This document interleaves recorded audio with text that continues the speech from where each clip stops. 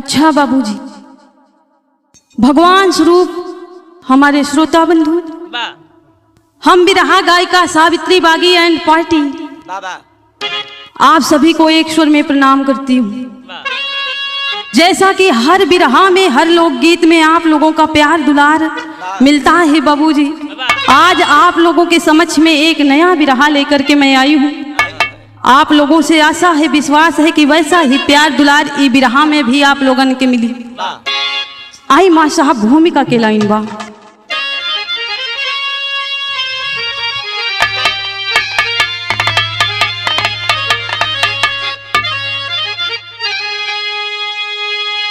भक्त की शक्ति में शक्ति होती प्रबल,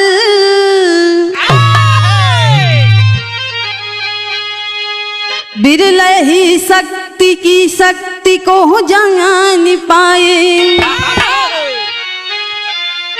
कोई हठ योग से, कोई कर्म योग से, कोई धर्म योग से दिव्य दर्शन को पाए। धर्म योगी हठी से है भारत भरा, चाह ना चाह कर दर्शन जिनको दिमाता।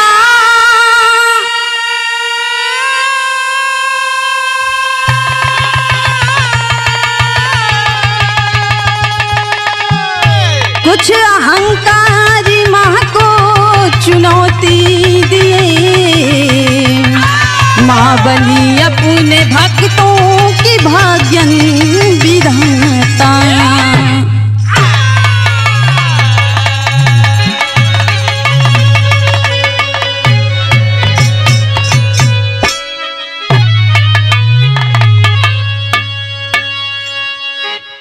ए भैया, शक्ति को वही जान पाया है, वही भक्ति में डूब पाया है जिसने शक्ति को पहचाना है। बड़ी ही सुंदर गजल के लाइन हो माँ साहब।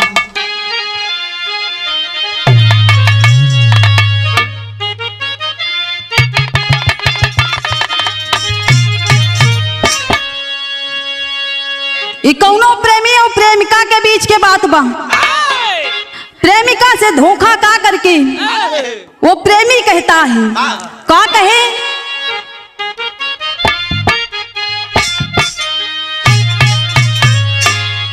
यह कहे, मेरे महबूब मेरे साथ बड़ा चाल किया।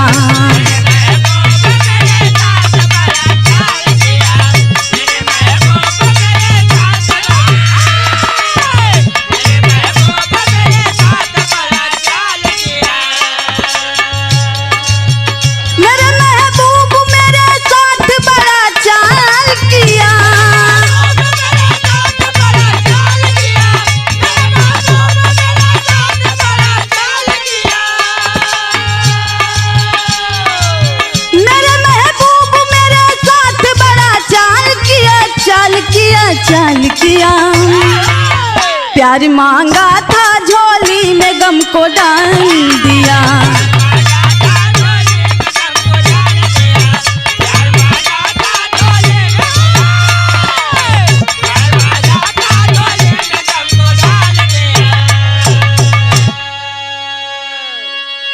लेकिन गौर करेंगे बाबूजी, गजल से सुंदर बहाव में लाइन हमारे कवि जी लिखते हैं कैसे,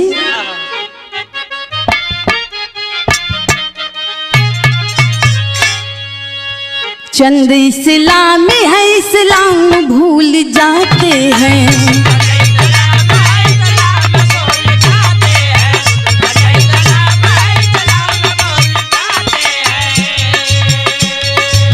चंद इस्लामी है इस्लाम भूल जाते हैं।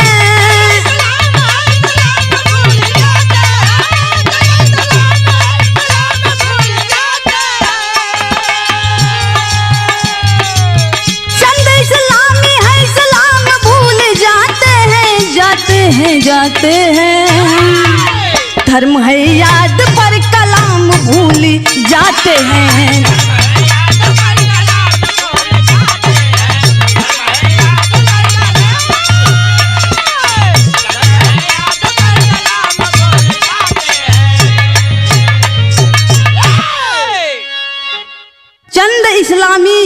भूल जाते हैं, धर्म है याद पर कलाम भूल जाते हैं। गौर करेंगे बाबू कहानी कहाँ के बा, कैसन बा, नजम के लाइन हो।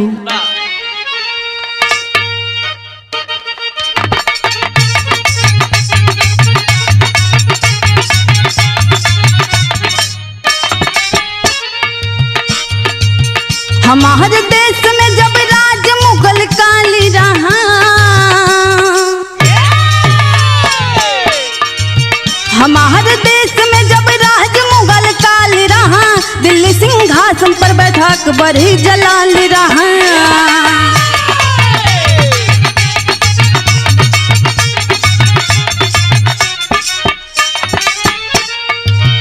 उन्हीं के दौर में एक भक्त की कहानी है,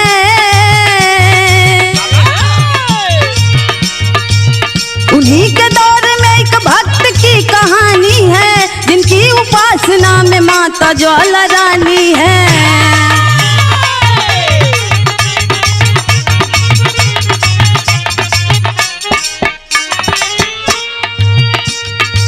भक्त ध्यानु नदीन ग्राम से जब चलते हैं,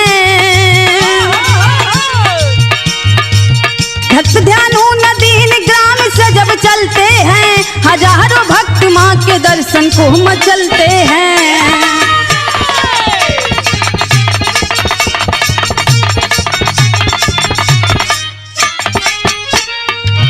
चांदनी चौक में सब रोक दिए जाते हैं, चांदनी चौक में सब रोक दिए जाते हैं, सिपाही ध्यान को अकबर के पास लाते हैं।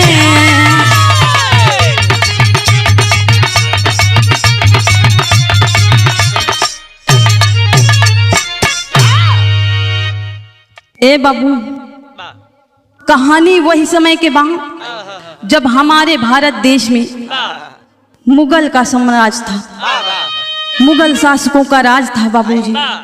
दिल्ली के सिंहासन पर बैठकर अकबर जलाल राज चला रहा था। उन्हीं के दौर में एक भक्त की ऐसी कहानी जो आप लोगों को दिल को छू जाएगी बाबू। भक्त ध्यानु बाबूजी, जिनका नाम ध्यानु बताया गया, भक्त ध्यानु नदीन ग्राम के निवासी हैं और माता ज्वाला रानी के अनंत भक्त हैं। माँ की भक्ति में उनका दिन रात हमेशा गुजरता है बाबू। आखिरकार में ध्यानु भक्त तमाम माता के भक्त के साथ में नदीन ग्राम से माँ के दर्शन के लिए, माता ज्वाला रानी के दर्शन के लिए चलते हैं। जब माता रानी दर्शन के लिए चलते हैं बाबू,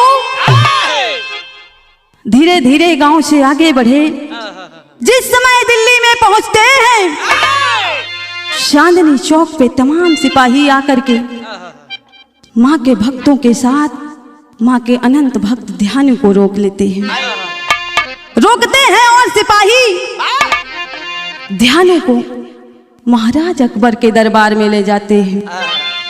दरबार में ले गए बाबू, तब भइल का मां साहब एक लाइन गीत बदल गई।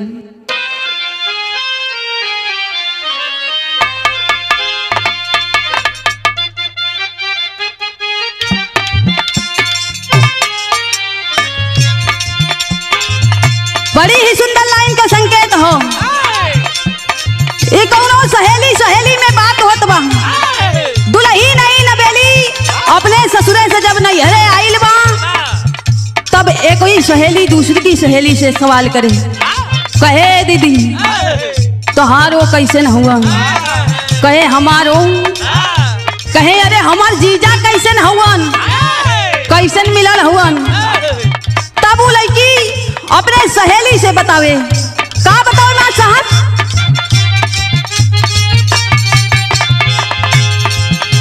यह कहे हाय बहनल नचनिया,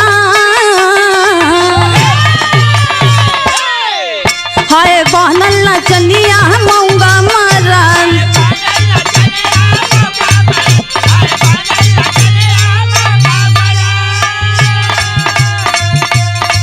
हाय बहनल नचनिया मऊंगा मरन, हाय बहनल नचनिया मऊंगा मरन, साड़ी पहिरे न दुनिया मऊंगा मरन, हाय बहनल नचनिया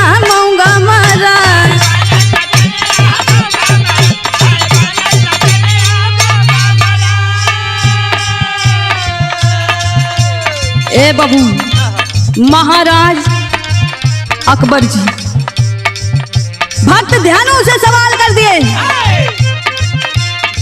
कहां जा रहा है तू? इतने लोगों को साथ में लेकर के कहां जा रहा है? कहेगा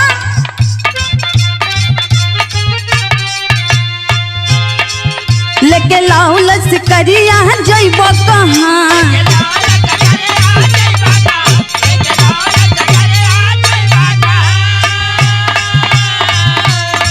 लेके लाओ लश्करिया जइबो कहां? लेके लाओ लश्करिया जइबो कहां? तोहे लागे नजरिया जइबो कहां? लेके लाओ लश्करिया जइबो कहां?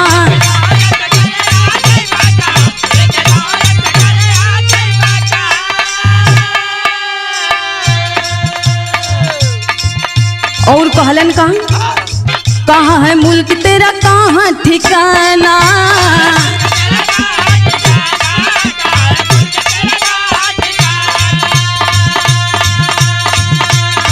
बोलो मुसाफिर तुम्हें कहाँ है जाना?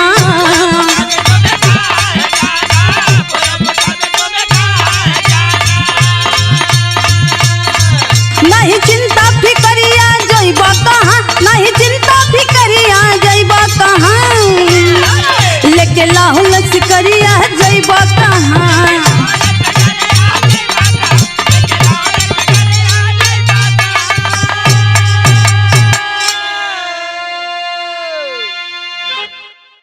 ए बाबू अकबर सवाल कर देते हैं ध्यानु भक्त से, इतनी भीड़ लेकर के कहां जा रहे हो? ए बाबू ध्यानु भक्त दोनों हाथवा जोड़ करके बोलना, महाराज हम माता के दर्शन के लिए जा रहे हैं, माता ज्वाला रानी के दर्शन के लिए जा रहे हैं। अकबर बोल रहे हैं, अकबर कहते हैं कौन सी माता, कैसी माँ?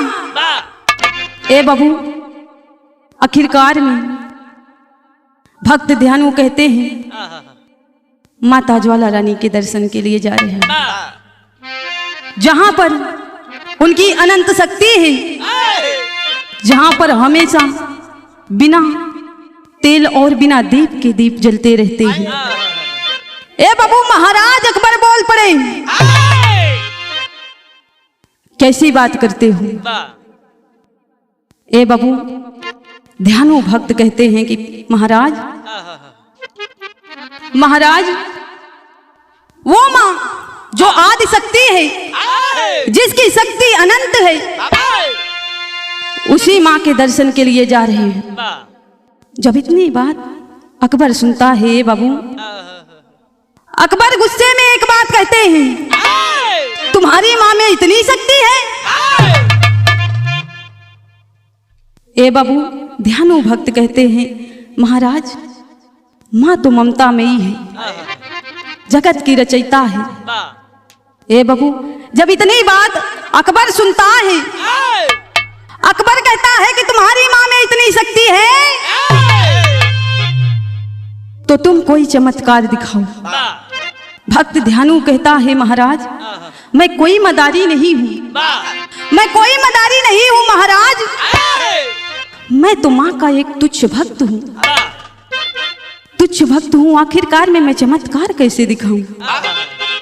तब गुस्सा होकर के महाराज अकबर बोल पड़े, तुझे चमत्कार तो दिखाना पड़ेगा, आज तुझे चमत्कार तो दिखाना पड़ेगा, तुम्हें परीक्षा देनी पड़ेगी। ए बाबू भाईल का एक लाइन गीत बदल गई मास्टर साहब,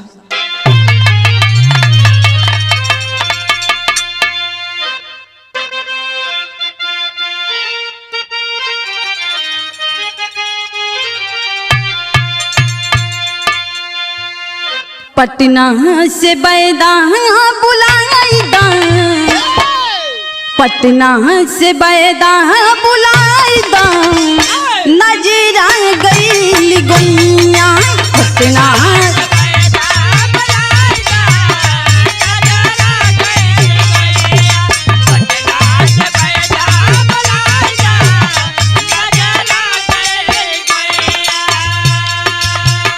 नजरा गई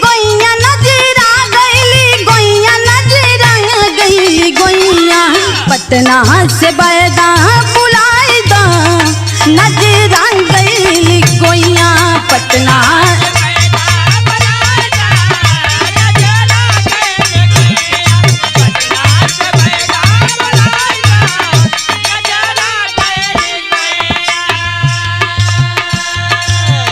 आखिरकार में महाराज अकबर कहते क्या है ध्यानु भक्त से कौनऊ दिखा द चमत्कार हो कौनऊ दिखा द चमत्कार हो ज्वाला माई के ध्यान कौनऊ दिखा द चमत्कार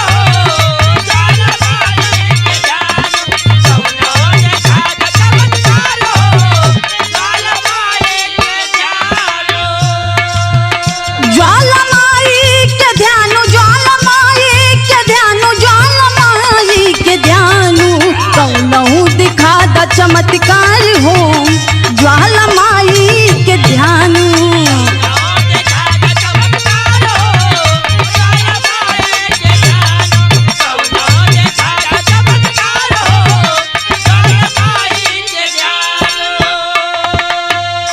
घोड़वा के तोहरे हम कटबई गतैया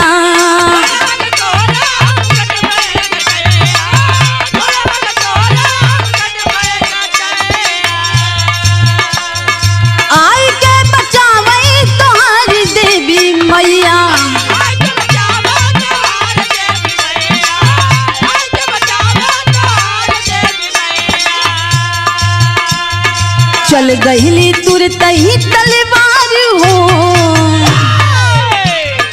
चल गईली तुरंत ही तलवार हो रोवई माई कई ध्यान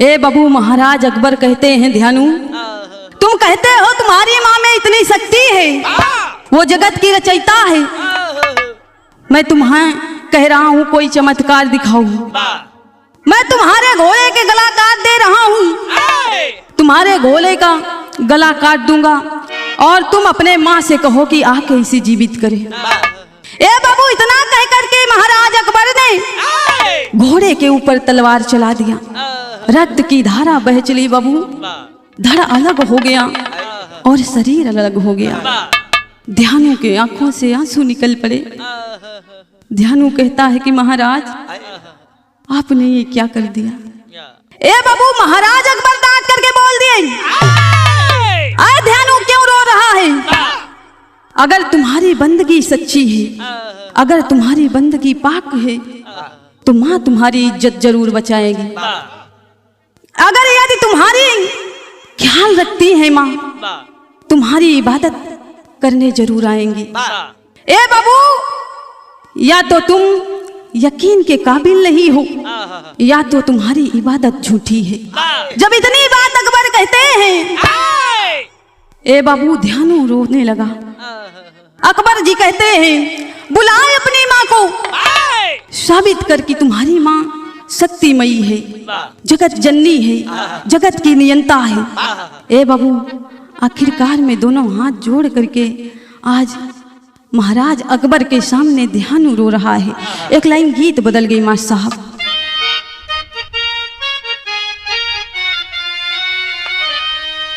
अंजुरी में भरी भरी मोतिया टांगी जी मड़वा के यारी यारी मड़वा के यारी यारी चौक पुराई जी मड़वा के यारी यारी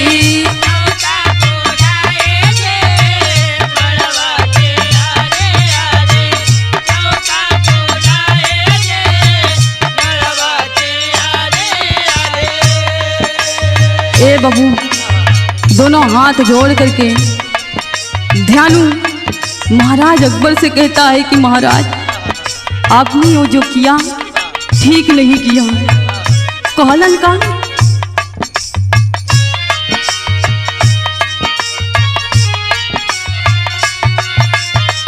कह के मुँह राजन गोरवन हमार हो, दिहला विपतियाँ डारी, दिहला विपतियाँ डारी, हमरा का पार हो, दिहला विपतियाँ डारी।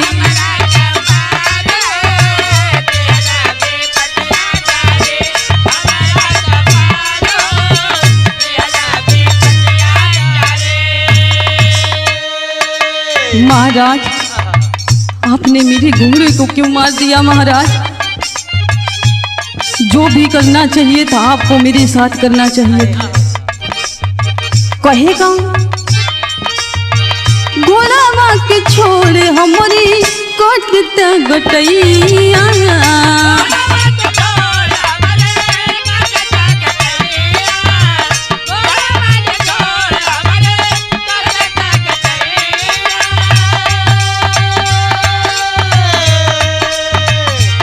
आपने मेरे घोड़े के गला को ना काट करके मेरे गले को काट दिए होते महाराज, मेरी माँ आती मुझे बचाने के लिए, आपने मेरे घोड़े का गला काट दिया महाराज।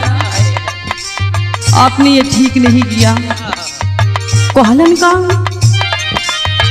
आए के बचौती न हुआ मांग देवी मैया,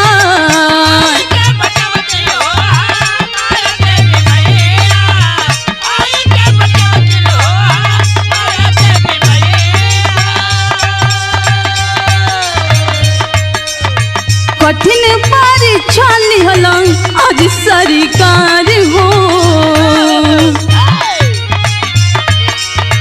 कठिन परीक्षा लिहला आज सरकार हो, दिहला विपतियाँ डारी, दिहला विपतियाँ डारी, हमरा का पार हो, दिहला विपतियाँ डारी।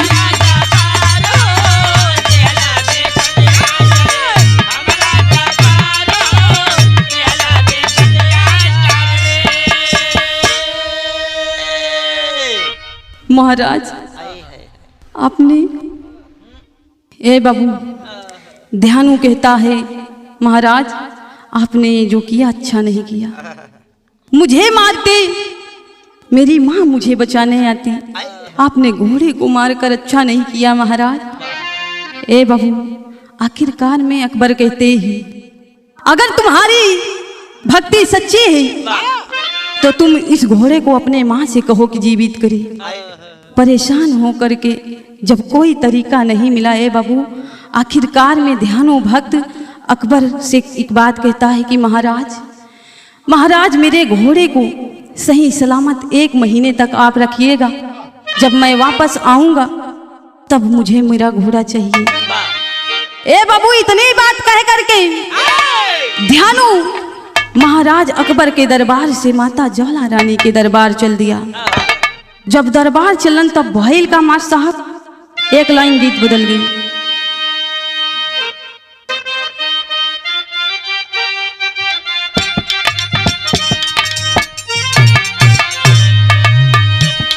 बड़ा ही सुंदर लाइन के संकेत भइल बा।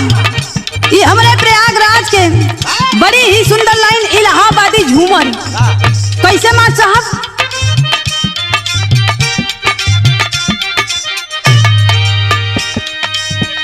ध्यानु रोवत छोड़ बुकार दिया डगरा सीधा, बहे नैना जल धार दरबार अइले।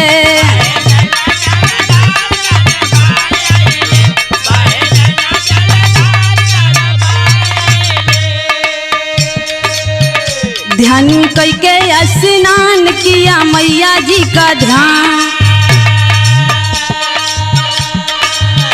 रात किए जगराता हो गुहार कैले।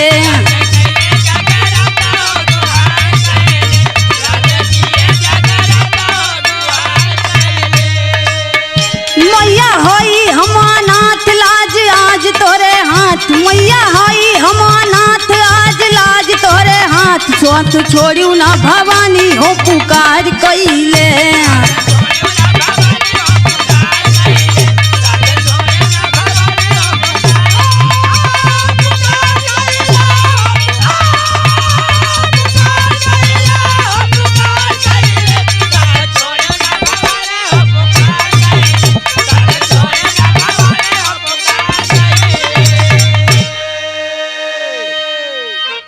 ध्यानु रोते हुए बाबू माता ज्वाला रानी की दरबार की ओर चलता है।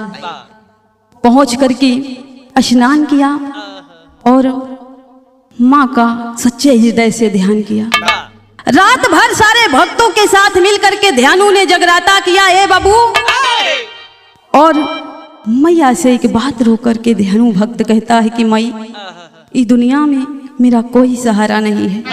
माई और बाबू जन्म दे करके हमें छोड़ करके चले गए, अनाथ हो गया।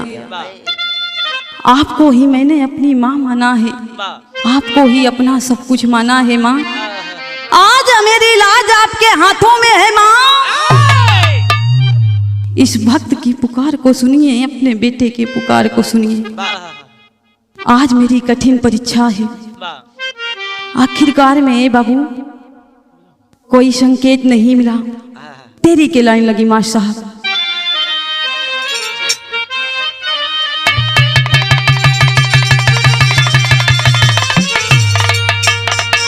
मैया अब तोहरी बारी आ गई।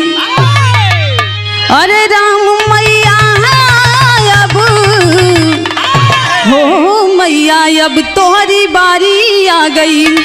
तुर्क ने दिया चुनौती आदि शक्ति महतारी है, महतारी हो महतारी। ए बाबू ध्यानु भक्त कहता है कि माई आज कठिन परीक्षा बा।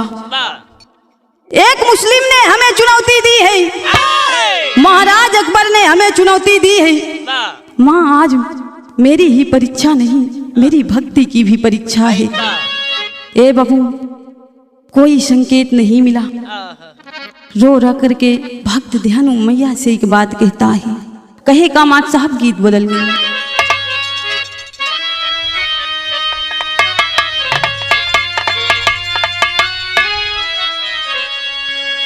भक्त ध्यानु दोनों हाथ जोड़ करके मैया के चरणों में बैठ करके मैया से एक बात कहता है कि माँ आज मैं तेरे दर से तब तक नहीं जाऊंगा जब तक तू मेरी पुकार नहीं सुनेगी। कहलन का भक्त ध्यानु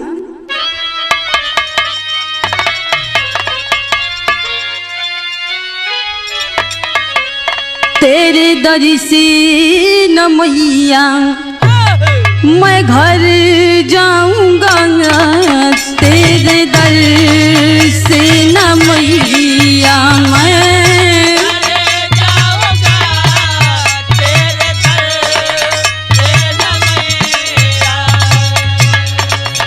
तेरे दर से न मैया मैं घर जाऊंगा, तेरे दर पे ही मैया मैं मर जाऊंगा, तेरे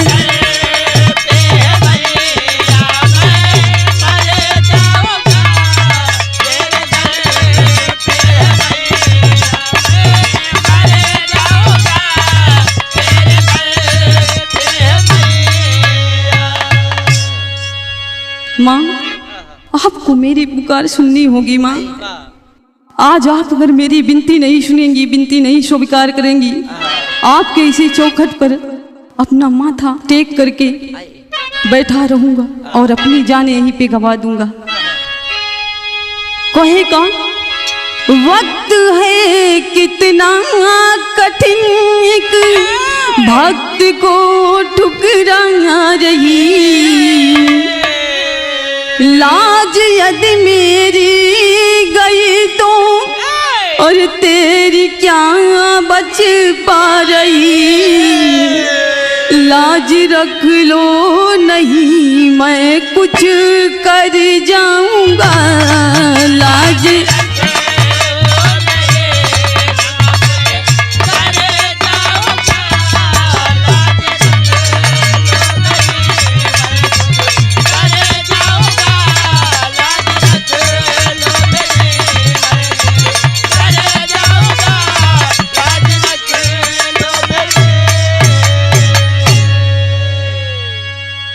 ए बहू भक्त ध्यानु कहता है कि माँ अगर आज मेरी लाज गई, मेरा सम्मान गया तो तेरा क्या रह गया माँ। कोई भी भक्त आपकी भक्ति नहीं करेगा माँ, आपको कोई नहीं मानेगा। ए बाबू, जब कोई आवाज नहीं आई, माँ ने दर्शन नहीं दिया, आखिरकार में भक्त ध्यानु एक बात माँ से बहुत बड़ी बात कहता है। वहां पट के लाइन हो,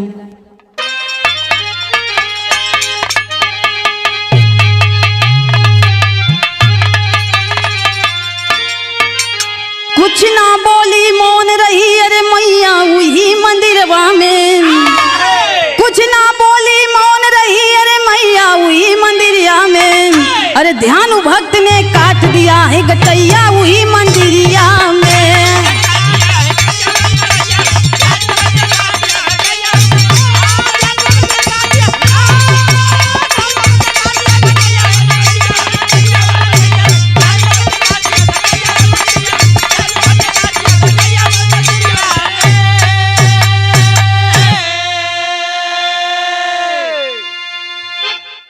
बाबूजी, भक्त ध्यानु ने अपने गले को तलवार से काट दिया।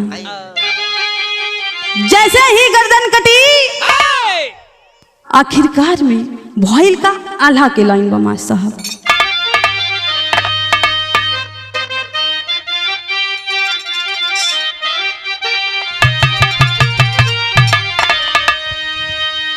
ध्यानु के गटहिया कटी, ध्यानु के गटहिया कटी, माई के चरनिया गिरली,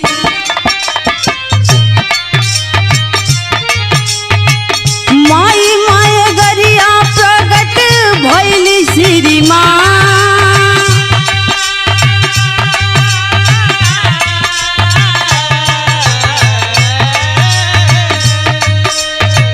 सिर के उठाई जड़ से जोड़ाली मतरिया बाबू,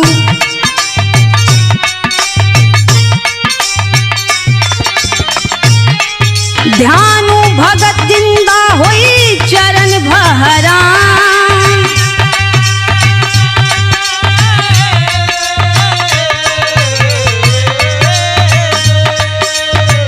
बोलली मतरिया ये ध्यानु घोड़ा वाला खत होई है,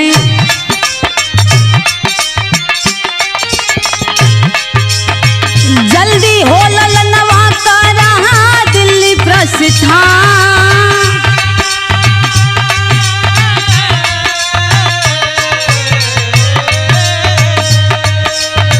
ध्यानु कहे की माई कठिन हो परीक्षा लिहलू,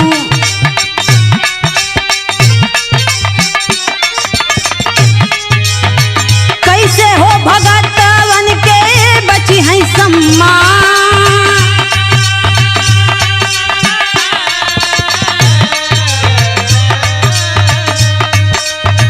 कहीं ज्वाला माई अब हो नारियल चढ़ाई है भगता,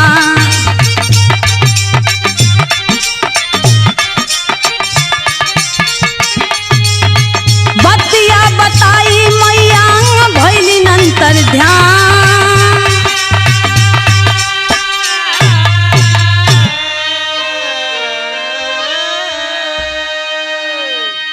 ए बाबू, जैसे ही ध्यानु भक्त का गर्दन कटता है, माँ के चरणों में गिरता है, उसी समय ममतामयी माँ प्रकट हो गई। ध्यानु के सिर को उठाकर धड़ से जोड़ दिया और ध्यानु भक्त जिंदा हो गए। बाबू, दोनों हाथ जोड़ करके माँ के चरणों पे ध्यानु भक्त गिर गया, रोने लगा कि माँ बड़े ही देर में आपने दर्शन दिया। ममतामयी माँ, जगत जननी माँ कहती हैं कि ध्यानु तुम जाओ, दिल्ली लौट जाओ, तुम्हारा घोड़ा जिंदा हो चुका है और तुम्हारा इंतजार कर रहा है। ए बाबू, आखिरकार में ध्यानु भक्त मैया से एक बात कहते हैं कि माँ आपने बड़ी कठिन परीक्षा ली, इतनी कठिन परीक्षा अगर आप अपने भक्तों की लेंगी माँ, तो संसार में हर भक्त इतनी बड़ी परीक्षा नहीं दे पाएगा। संसार का हर भक्त अपना गला चढ़ा कर नहीं सकता, अपने गले को काट कर आपको नहीं भेंट कर पाएगा माँ। ए बाबू, जब इतनी बात माता ज्वाला रानी सुनती हैं, उसी समय मैया ज्वाला रानी कहती हैं, चिंता मत करो ध्यानु भक्त, आज मैं तुमसे कह रही हूं कि तुम कोई दूसरा वरदान मांग लो। ध्यानु भक्त कहता है कि मुझे कोई वरदान नहीं चाहिए माँ, इतनी कठिन परीक्षा अपने भक्तों की कभी मत लेना, नहीं तो कोई भी भक्त आपकी परीक्षा को पार नहीं कर पाएगा। उसी समय मैया ज्वाला रानी कहती हैं कि बेटा ध्यानु, आज मैं कह रही हूं कि आज के बाद जो सच्चे मन से सच्चे हृदय से मेरी भक्ति करके मुझे नारियल और चुनरी का चढ़ावा चढ़ाएगा, मैं उसकी भक्ति कबूल करूंगी और उससे प्रसन्न होऊंगी, उसकी मन की इच्छा पूर्ण करूंगी। ए बाबू, इतनी बात कह करके माता ज्वाला रानी अंतर ध्यान हो गई और ध्यानु भक्त दिल्ली की ओर प्रस्थान करते हैं। और वो हर दिल्ली में भइल का मार साहब खरी के लाइन बा।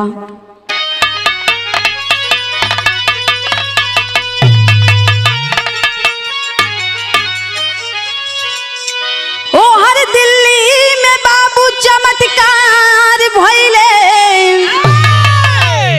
ओ हर दिल्ली में बाबू चमत्कार भइले, अपनी करनी पे अकबर शर्मसार भइले।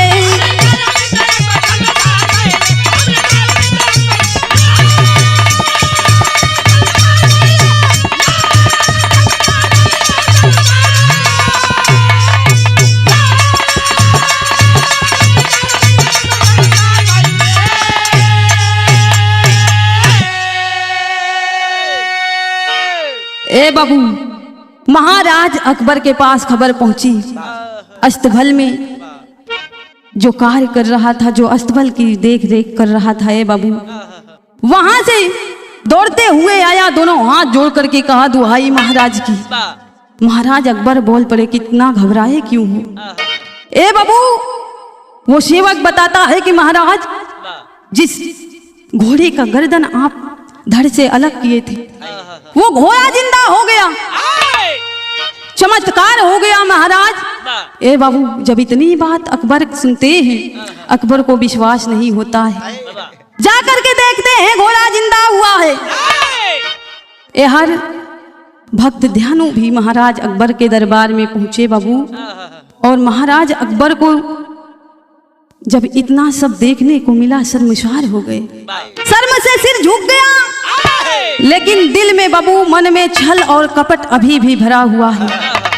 आखिरकार में अपने सिपाहियों को भेज करके भक्त ध्यानु से एक बात कहते हैं कि ध्यानु, मैं भी तुम्हारी माता का दर्शन करना चाहता हूँ, मुझे भी अपने साथ ले चलो। सिपाहियों के साथ जब माता ज्वाला रानी के दरबार पहुंचे बाबू, जा करके जो ज्योत प्रज्वलित होती है, माँ के दरबार में जो 9 ज्योत प्रज्वलित होती थी ए बाबू, उन ज्योति को लोहे के तमों से ढकवा दिए।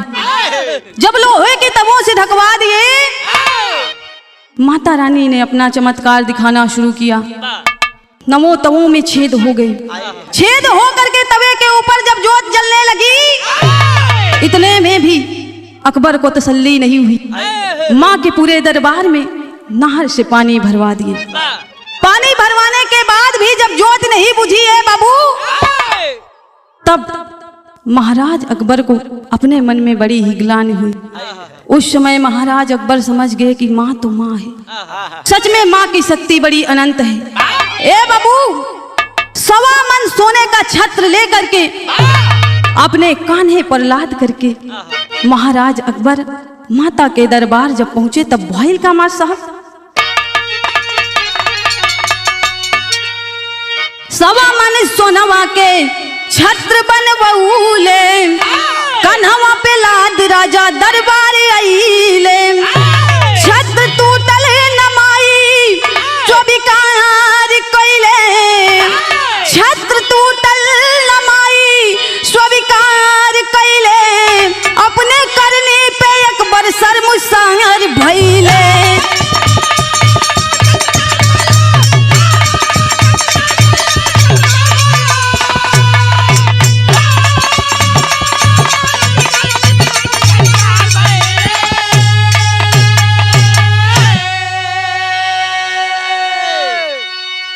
ए बाबू, 1.25 मन सोने का छत्र लेकर के महाराज अकबर अपने कान्हे पे लाद करके भक्ति मन में जगा करके माँ के दरबार में पहुंचे हैं।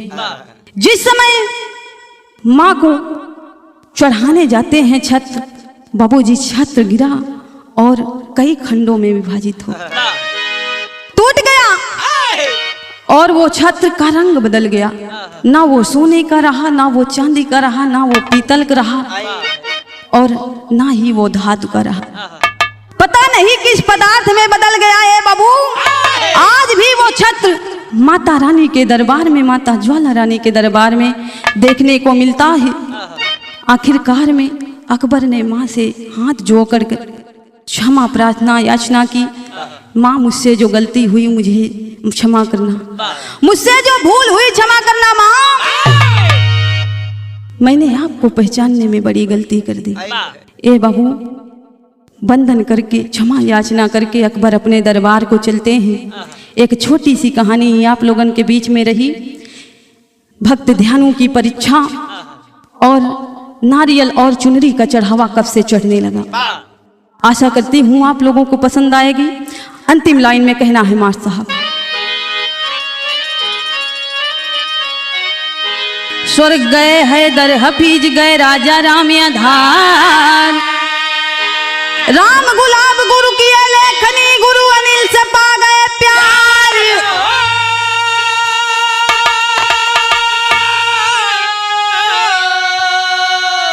मैया हूँ तुम्हारी बारी आ गई, अरे राम मैया हो मैया हो तुम्हारी बारी आ गई। गावे सावित्री बागी कृपा की हूँ महतारी हो, मैया हो तुम्हारी बारी आ गई।